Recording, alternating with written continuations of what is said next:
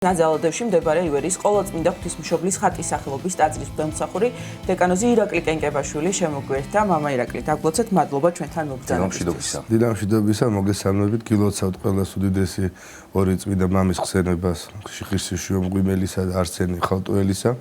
ულოცავ სრულიად საქართველოს კათოლიკოს პატრიარქის მოსახდრის ანგელოზის დღეს და შეგვეწიოს საქართველოს ყველა მართლმადიდებლ ქრისტიანს მათი ძოლა, მათი ლოცვა, ძალა და მადლა გაგვაძლიეროს უფალმა ღმერთის სამშობლოს და ერთმანეთის დიდი მადლობა თქვენს გილოცავთ და ჩვენც გულოცავთ, რა თქმა უნდა, ანგელოზის დღეს საქართველოს საპატრიარქო ტახტის მოსაყდრეს სენაკისა და ჩხოროწყუს მიტროპოლიტ მის მაღალ ყოვლად უსამღვდელოსობას მეუფე შიოს და სწორედ ღირსი შიომღვიმელის და არსენ იყალთოელის ცხოვრებისა და მოღვაწეობის შესახებ უნდა ვისაუბროთ დღეს. მათი ხსენება არის შიომღვიმელზე ხშირად გვისაუბრია ხოლმე, სხვათა შორის დღეს რომ დავფიქრდი და არსენ იყალთოელზე უფრო ნაკლებად. ვიცით რომ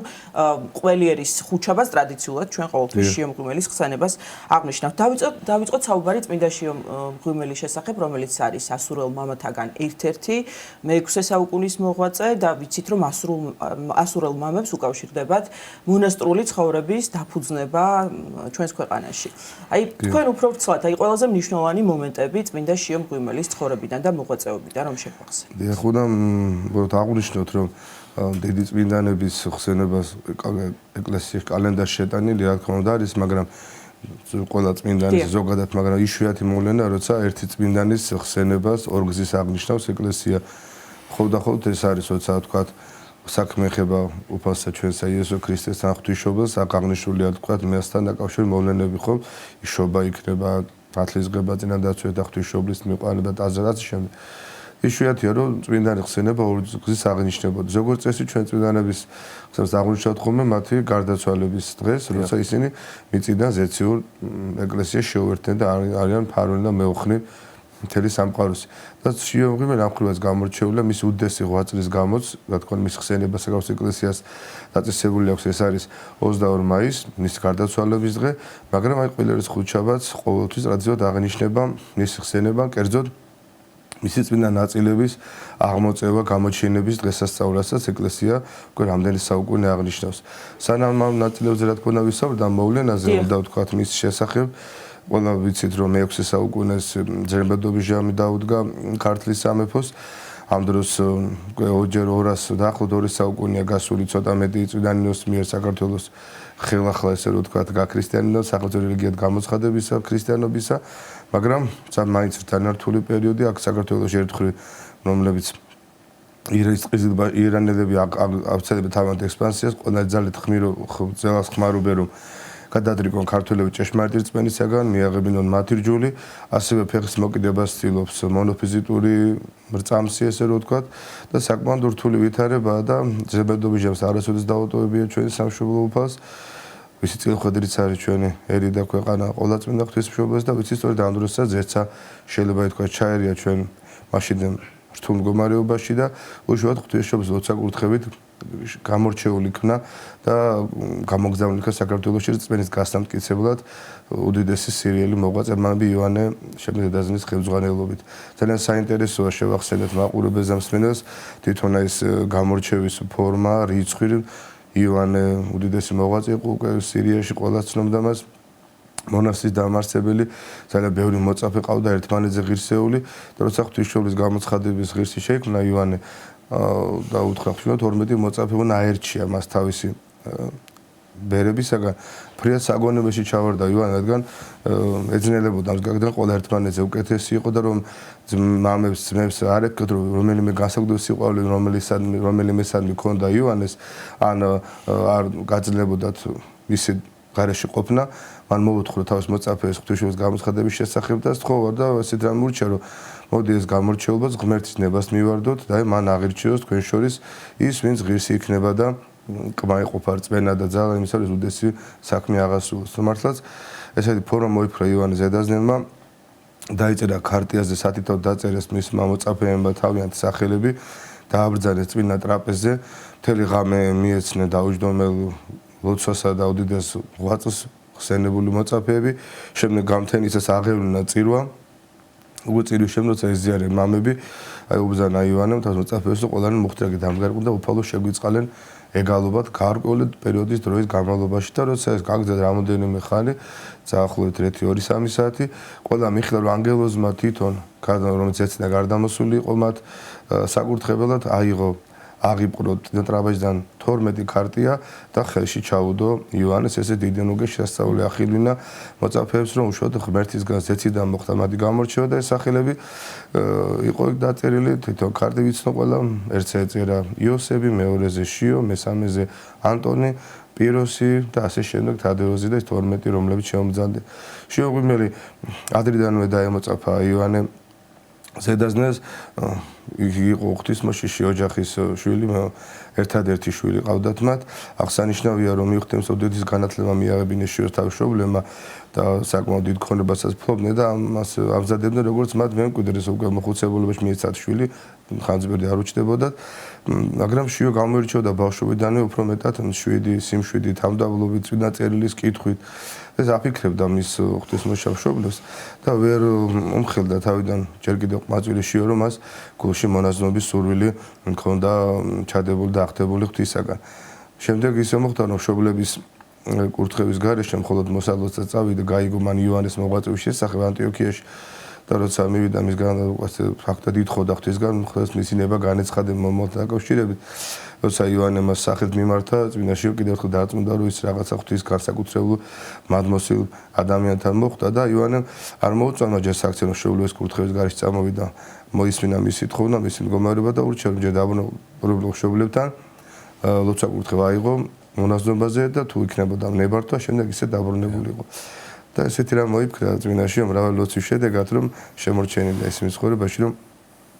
როცა კვირას მივზანდებოდნენ წირვაზე მშობლებთან ერთად წმინდა შიო აი დედას და მამას ეუბნება რომ ესეთი რამ მსმენია მეგობრებისგანო ძველი მამებისგანო რომ ვინც სახარების კითხვის დროს ეკლესიაში ახლო დადგება წმინდა წერილთან მასე განსაკუთრებით მადლი გარდამოდის და მომავლის ცოდნელობის ნიშნებსაც ღმერთი მისცემს თუ რწმენით მივიღებ და სთხოვარეს მისი თხოვნით გაიკეთებ და მართლა დადგნენ სახარებასთან ამბიონზე და ამბიონთან ახლოს ეს წმინდა ოჯახი და ღვთის ნებით განგებით ამ დროს აღმოკითხული იყო ლუკას სახარებიდან, სადაც უფალი ბრძანებს რომ რომელსაც უნდა შემოდგომა ჩემდა და არა უარყოს დედა, მამა, შვილი, გინა გონებათვისი იგი არ არის ჩემდაღის. და შემდეგ სახში როცა ეს განიხილეს საკითხი ხარება, შიომ ამ დროს გაუნხილა თავისი გულისნადები რომ ჩვენ უგვენა მოწაფე ყოფათ ქრისტეს, უნდა მოვიძულოთ ამ ქვეყნის ცხოვრებაც, თუნდაც ეს მოვალეობა მშობლიშვილისა და შეუდგეთ ქრისტეს. ამაზე ტკბილი, ამაზე დიდი მადლი არ არსებობს და დიდი მოქმედა მისმა სიტყვებმა რომ მშობლების მონაზვნებად შედგნენ და უკვე შიოს კურთხევას მიეცა გათავისუფლდა მოვალეობისაგან და წავიდა და დაემოწაფა იოანეს ზედაზნეს. წმინდა შიო მღვიმელთან დაკავშირებით რაც გვახსენდება, ვისაც თქვათ მეტნაკლებად გვსმენია მისი ცხოვრების მოღვაწეობის შესახებ და ასეთი ძალიან ბევრი არის ჩვენს ქვეყანაში. არის ის რომ მას ჰქონდა გამოირჩეოდა ასკეტური ღვაწლით. აი საინტერესოა ზოგადად რატომ ირჩევენ წმინდანები ამ გზას? აი რისთვის არის ეს საჭირო, ესეთი რთული ცხოვრება, როგორ ცხოვრობდა ის, რითი იკვებებოდა და რა აძლევთ ამის ძალას? დიახ, რა ძალას ახლა თავისთავად ღმერთია, ძალის მადლისმცემი, მაგრამ აი რა კარგი შეკითხვა ბევრისთვის გაუგებარიჩება თუნდაც ჩვენთვისაც, იმიტომ იმდენად გვიჭირს ჩვენ სულიერი ცხოვრება, მადლის მოხვეჭა, საკუთარ ცოდებთან ბრძოლა, ნებებთან გამკლავება, გარკვეული სულზე ზრუნვა, რომ ფანტასტიკის სფეროთ მიგვაჩნია სამწუხაროდ აღიაროთ, რომ კიდევ უფრო ღვაწლის გამკაცრება და კიდევ უფრო რასაჭიროა. რომ იმ ჩვენ შედევრს დაგვართ ახლა შეიძლება თველღანეს ხარჯავთ, ვცილოთ, მაგრამ ხედავთ რომ ძალიან რთულად გამოდის ეს ყველაფერი და ნეტა მე ვცხონდე ესეთი რაღაც ქვეტექსტი რომ დაურთოთ ის არის და ნეტა ეს შემაძებნა რთულია და ფაქტობრივად მეძე ვერც მიგვაჩნია ჩვენი ძალების მოქმედების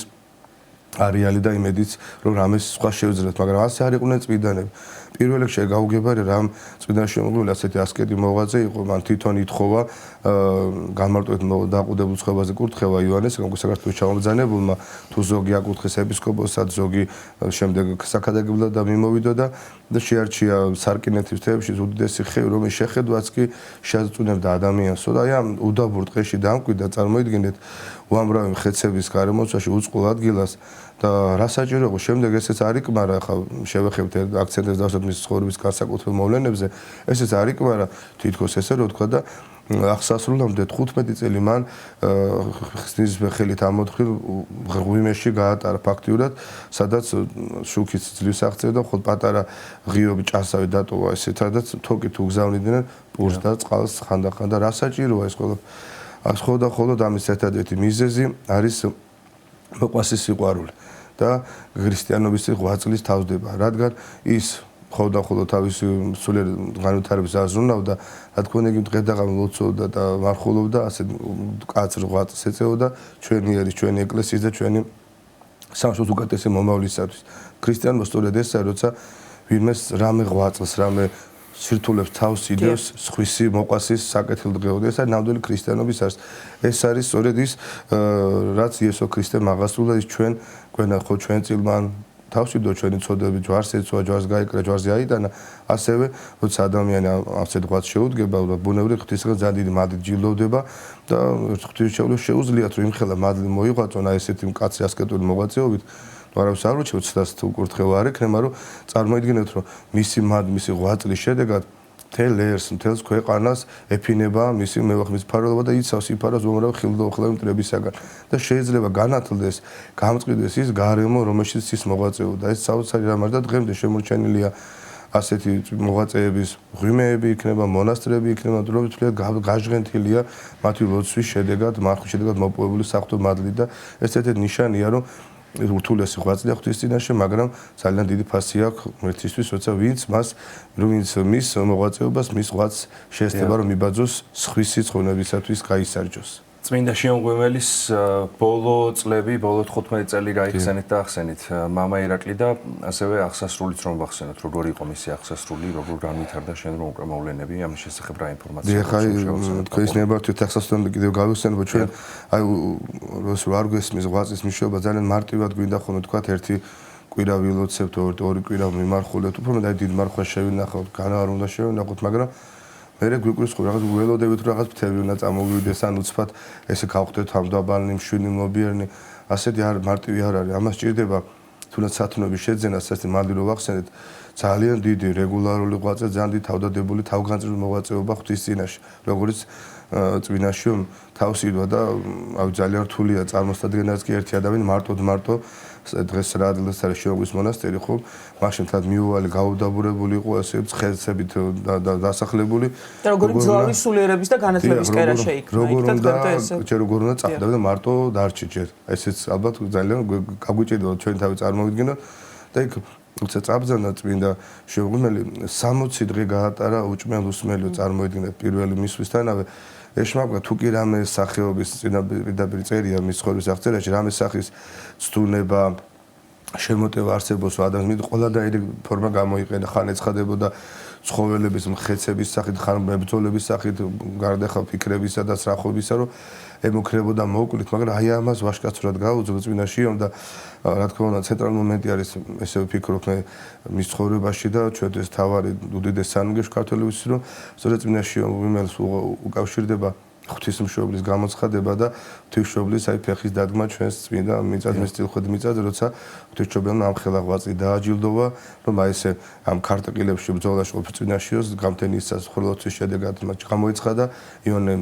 ნათლისმცემელთან ერთად და შეაქო მის მოღვაწეობა, გარკვეული ზეციური საკვები მიაღებინა, რომ გაეძლიერო ფაქტურად სიკვდილის პირას მისული ღვაწლის შედეგად წმინდა შიო და აღვთქვა, რომ ეს უდაბური ტყე მომავალში დიდ სავანე და მონასტერთან დიდი კერად იქცეოდა, სადაც მრავალი დამკვიდრდებოდა ღვთისმშობლის სადიდებელად და სული საცხოვნელად და ის ახლა რა გიხდეთ ყველაფერი, რა თქმა უნდა, წმინდა შიოს მოღვაწეობაშივე იქ 2000 ბერს მოუყარა წმინდა შიომ თავის მოღვაწეობის შედეგად მადი თავი და ძალიან მძლავრი კერა იყო საქართველოს ყოველთვის შიომღვიმის მონასტერი და იქნება ჯერა ვიდრე უფლის მეორედ მოსვლამდე. რა თქმა უნდა, ამინ. მამა ირაკლი, მეორე დიდი მოღვაწის შესახებ, არსეყიდი ყავთოელის შესახებ გვინდა რომ ვისაუბროთ, ეს არის მე-11-მე-12 საუკუნეების მოღვაწე და ყველაზე მეტად რაც გვახსენდება არსენ იყალთოელთან დაკავშირებით ეს არის განათლება, მწიგნობრობა, მისი მოღვაწეობის გამორჩეული ნაწილი სწორედ განათლებასა და მწიგნობრობას უკავშირდებოდა და თქვათ მეცნიერი იყო სხვადასხვა სამეცნიერო დარგში ფრიად განსწავლული, აი მის შესახებაც რომ გვესაუბროთ. დიახ, ღვაწლს ვისაუბრე და ღვაწლის ბევრს ესვის მარტო ღვაწლი არ არის, გვიზარება, მარხვა, მოთხოვნა, რა თქმა უნდა, თავისთავად ურთულეს ღვაწლი, მაგრამ არანაკლები ღვაწლია ისეთი, როგორც წმინდა არსენი ყალთოელმა საქართველოსთვის გასწია. ანუ მეცნიერება, სწავლა, განათლების შეძენა, ოღონდ რა განსხვავება რა არის, ჩვენი გადმოსახედით სამწუხაროდ ისე ყველას არ გულისხმობ სამწუხაროდ მტაცობას ასეთ მიზანს დავისახავთ ხოლმე ცხოვრებაშიც, საერთოდ თუ შეიძლება სასულიეროც რომ განათლება იქნება თუ გარკვეული შემეცნება იქნება თუ გარკვეული კარიერული წინსვლა ესე რომ ვთქვათ, მიგვაჩნია რომ საკუთარ წარმატებისთვის არის ეს ყველაფერი კარგი, უნდა იყოს, მე რომ ჩვენ მომავალი თაობისთვის რომ შვილებს რაღაც უზრუნველყოთ, რამე შევქნათ, ასე არ ფიქრობდნენ ჩვენი წინაპრები. არანაკლებ ღვაწლი გაწია არსენი ყალთოელმა, რომ ხელა განათლება შეიძინა, ხელა წიგნობრივ იმ პერიოდისთვის, მან მოიარა სულიერების და მეცნიერების უდიდეს კერები, რაც კი იყო მაშინ მართლობის სამყაროში და მიზანი მისი რა იყო, რომ პირველ რიგში, რომელიც ცოდნა უნდა მოხმარებოდა მის სათაყვანებელ სამშობლოს და ეს არის ნამდვილად დიდი ღვაწლი, რომ საკუთარი წინსვლისთვის კი არა, არამედ სხვათა მრავალთა კეთილდღეობისთვის იღვწოდა და ხსენა პიროვნება. ასე ერთი სამწუხაროდ ჩვენ არ შემოგჩა მისი ცხოვრების ზუსტი ისტორია, არ გვაქვს ცნობები მისი ბევრი ცხოვრებიდან გამომდინარე, ბევრი ძალიან სულიერ დიდი მადრისა ღვაწლის შესახებ. ერთი ესეთი ვერსიაც არსებობს, რომ იგი იყო იმ 80 ცობილ ბავშვს შორის, რომელიც გიორგი მთაწმინდელმა წაიყვანა საქართველოს გახსოვთ ათონის თაზე და იქ გასწავლა და მიაღებინა. არის ესეთი ვერსიაც. მან ასევე შემდეგ ისწავლა კონსტანტინე მონომახის მიერ დაარსებულ მანგანის ცნობილ აკადემიაში, მაშინდელ რეალობაში უდიდესი ცოდნისა და მეცნიერების კერა. შემდეგ იმოღვაწავა გადაბრძანდა იქიდან შავმთაზე, ეფრემ მცირეს და დიახ, ეს ეფრემ მცირე უდიდესი მოღვაწე ჩვენ ეკლესიისთვის ამაგდარი შეიძლება ითქვას. მისგან შეისწავლა უშუალოდ თარგმნელობით მოღვაწეობა და დღე და ღამეს მას ცდილობდა, რომ აი ესე ჩვენი ეკლესია წიგნიერებით გაემდიდრებინა, რადგან მართლობა ყოველთვის ნიშნავს იმას, ეხლავე გადახოვას გავაკეთებთ ხაზგასმით, ვიტყვით, რომ რაც ვიცი ის მწამს. ეს არ არის დაბოძებული მხოლოდ და მხოლოდ ვთქვათ, სულიერ მოღვაწეობა ძალიან სხვის ცოდნაზე ან ნდობაზე, რომ ჭეშმარიტება ეს არის და მორჩა. იმიტომ იწერებოდა, თარგმნებოდა წიგნიერება, წმინდა წერილი, უამრავ მამათა თხზულები, რომ ჩვენი ერი წარმატებული იყო როგორც ცოდნაში, ასევე წმინდაში, რომელიც ერთმანეთისგან განუშვებლად მოქმედებს. და წმინდა არსენი, რომელიც მოღვაწეობდა შავთაზე, იქ თარგმნა მან მას დიდოს უმადრის პირველ რიგში ჩვენ საქართველოს ეკლესია უდიდესი ასეთი ნაშრომი არის გიორგი ამარტოელის ქრონოგრაფია. ეს ნიშნავს ეკლესიის ისტორია დაწერილი იყო ადამიდან თეოდოსი დიდამდე მე-4 საუკუნის ბოლომდე და სწორედ მას უმადით რომ ჩვენ ყურს მოწდა ჩვენს ტვინს, ჩვენს ცოდნას აი საღვთო ეკლესიო ისტორიას ზოგადად როგორ იყო სამყარო შექმნიდან ადამიდან უпростоრად მე-4 საუკუნემდე. შემდეგ მან თარგმნა ასევე დოგმატიკონი ძალიან ცნობილი ნაშრომია და უშუალოდ შემდეგ ვიცით ჩვენ როცა ასპარეზი შეგვიძლია გამოდის წმინდა მეფე დავით აღმაშენებელი იწყებს საქართველოს შეუხროს ხანის მშენებლობას, მან კარგად უწყის რომ ეს ვერ მოხდება თუ არა სულიერი განვითარების და სულიერი ცოდნისა თუ გამტკიცების გარეშე და სწორედ დავით აღმაშენებლის მოწვევით როგორც მოგვითხრობენ მატიანი წმინდა არსენი ჩამომზადება საქართველოში. ერთ-ერთი ისტორიკოსი ბრძანებს რომ დავით აღმაშენებლის მიზანი სწორედ ეს იყო, იგი ამზადებდა უახლოესი საეკლესიო კრების ჩატარებას, საეკლესიო რეფორმის გატარებას და მას ჭირდებოდა მოაზროვნე სულიერად ცოდნე რჯულის მცოდნე ასთავარია მცოდნე არა მხოლოდ ზეპირმეტყველად არამედ ჩამოყალიბებული მცოდნე, რომელიც ეკლესიის კანონების დაფუძნებით ამ კრებას მოიწევდა და რა თქმა უნდა შესაძლებლობებსაც მიიღებდა. სწორედ ასეთ ერთ-ერთი მაშინ თუ არ ერთადერთი საქართველოში იყო, საქართველოში არ იყო ჯერ იყო ქართველი არსენი იყალთველი მერე ეწოდა და მოიწვია დავით აღმაშენებელს სიხარულით გამოეშურა თავის სამშობლოს სამოღვაწეო წმინდა არსენი და სწორედ დავითის დავალებით მან თარგმნა აი ეს უდიდესი ნაშრომი ყველასთვის ცნობილი ქრისტიანულ სამყაროში დიდი ჯულის კანონი, ანუ კანონთა კრებული. ეკლესიისთვის კანონები ეს არის ერთგვარად გალავანი, ყველასთვის სავალდებულო აღსასრულებელი, უცნობელობის მარტივ დაჯილდოებული კანონებს გულისხმობთ. დიდი ჯულის კანონში შედის მოციქულთა კანონები, სოფლიო საეკლესიო კრების კანონები, ადგილობრივი კრების კანონები და რა თქმა უნდა წმინდა მამათა პირადი კანონები, რომლებიც ეკლესიამ საყოველთაოდ აღიარა და მიიღო და სწორედ აი ამ ჯულის კანონზე დაყრდნობით წმინდა დავით აღმაშენებელმა ჩაატარა ის საარაკო რეფორმა, რომელსაც რუის სულმისის კრების სახით ვიცნობთ და ეკლესიის სწორედ გაძლიერების განწმენის შედეგად დაედო საფუძველი და გახდა მიზეზი და მთავარი საბაბი შემდეგ მადლის მომტანი ძალისა იმ დიდ გამარჯვებას, რომელიც დავით აღმაშენებელს შემდეგ უკვე პოლიტიკურ თუ საბრძოლო ასპარეზიც მოიპოვა. და ამას უშუალოდ დიდ დროს თამაშობს, რა თქმა უნდა, არსენი იყალთველი. მამა ირაკლი, მე-11-12 საუკუნეზე ვსაუბრობთ ერთ-ერთ გამორჩეულ პერიოდზე ჩვენი ქვეყნის რეალობაში. აი, ხდება ხოლმე ზოგადად ალბათ არის ადამიანების ბუნება ასე რომ ცუდს ძალიან უცებ აღმოვაჩენთ ხოლმე და კარგის შემთხვევაში აი თითქოს ძალიან მარტივად უყურებთ რომ კარგი ისედაც ავტომატურად უნდა მოხდეს თითქოს ჩვენს რეალობაში. ღვაწლზე საუბრობდით და ზოგადად ღვაწლზე მინდა გკითხოთ წმინდანების, ადამიანების ცხოვრების და ამ შემთხვევაში მე-11-12 საუკუნის მოღვაწეების ღვაწლზე თუ რამ განაპირობაა ჩვენი ქვეყნის აი ეს ოქროს ხანა და გამორჩეული პერიოდი. დიახ, ასე რო არა, ჩვენ ვხვდებით რომ რო არა წინა დავით აღმაშენებელის მოღვაწეობა, ახლა ჩვენ მარტო თუნდაც ცუდზე კარგზე რო არ ვთქვათ, ახლა მარტო ისმის ძალიან ბევრი დიდგორის ბრძოლა და ეს ჰაერზე არ ხდება ესეთი გამარჯვებები, ჰაერზე არ ხდება